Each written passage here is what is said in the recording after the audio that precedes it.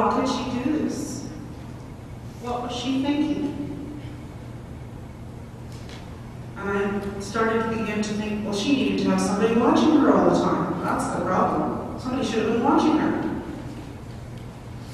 When I went to visit her, she told me that she had thought that her children would be better off. So you can see this common theme we've seen all along this last day. She thought her children would be better off, and that's why she did it. My good friend has recovered.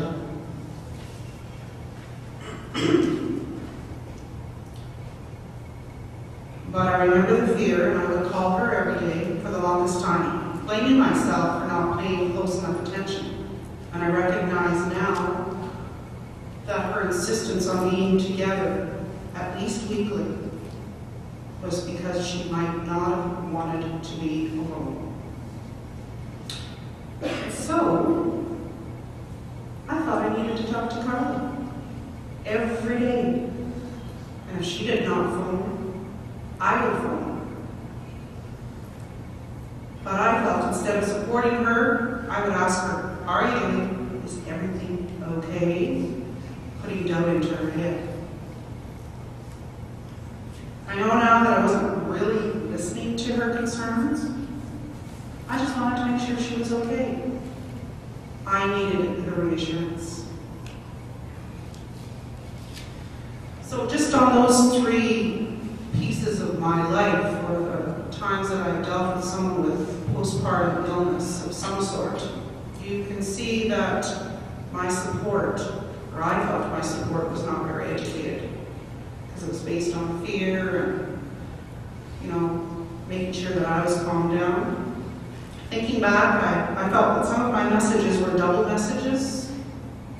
Tough it up. And then I was putting doubt into my conversations. I thought I was supportive. I would go and help whenever I could. Carla lived a ways away at the time. She lived about a 5-hour drive, so I would go up and help and those things.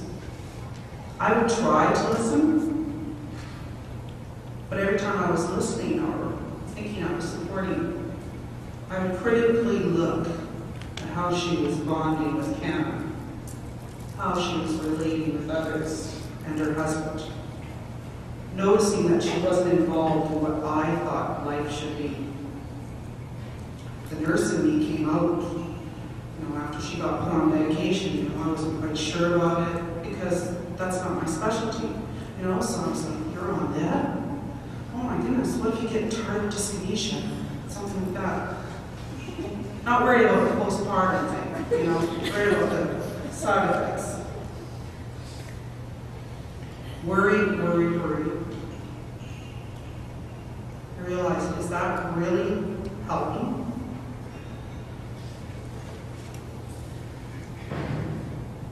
The upside about the whole thing is Carla's dad would just listen and be supportive, and he would say, I can't do anything, she has to do it herself.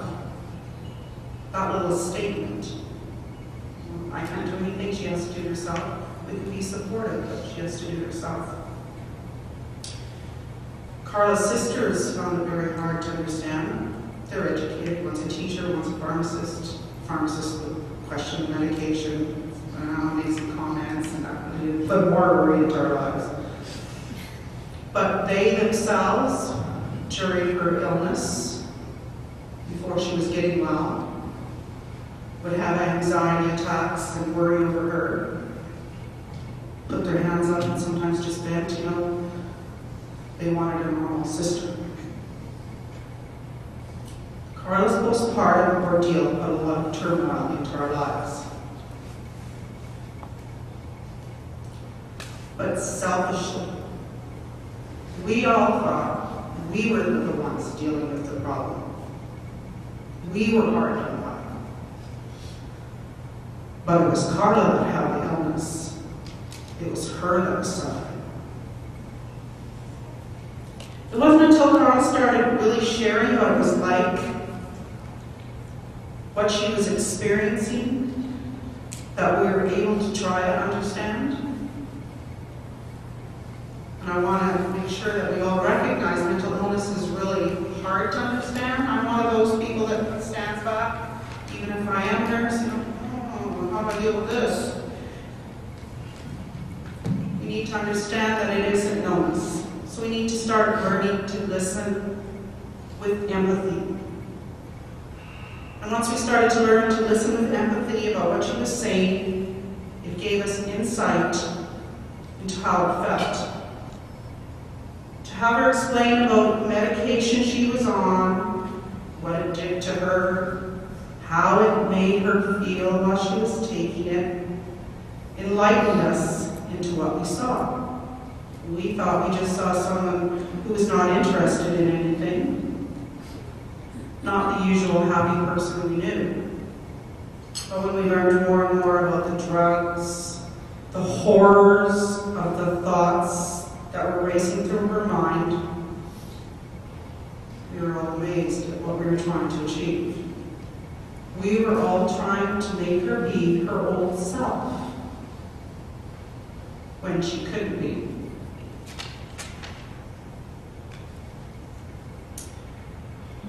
I can't profess to know how postpartum affects other mothers, other families. Because I know, and we've all heard, that everyone has a different story. But I can tell you what I've learned, and hope that it will assist anyone who has someone close by, such as a daughter or a friend, that has this mental illness. I learned this from my daughter when she started to become well, and more as we shared. First of all, you have to rid yourself of all of your prejudice. You have to rid yourself of what you've learned through life experiences. Every person's account of their illness will be different. And you have to really listen, and listen with empathy. Feel what they're feeling. That way you can be supportive. Don't criticize. Don't be judgmental. And like we've heard before, if it's someone close to you, you have to talk about it with your supports, so they know what's going on. Because you're going to need help and you're going to need support too. I want to thank all of you. I hope that my sharing of my life experiences is a benefit. Thank you for giving me your time. And again, I really want to say how proud I am of these girls, Carla, Tanya, and Alita, for enlightening us on this subject.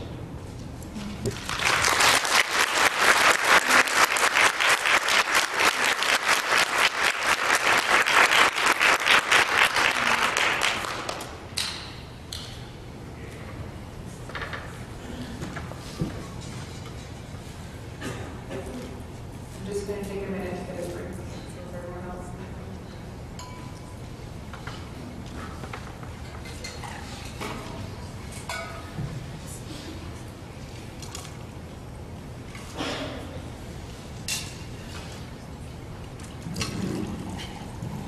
Hello everyone, how are you doing?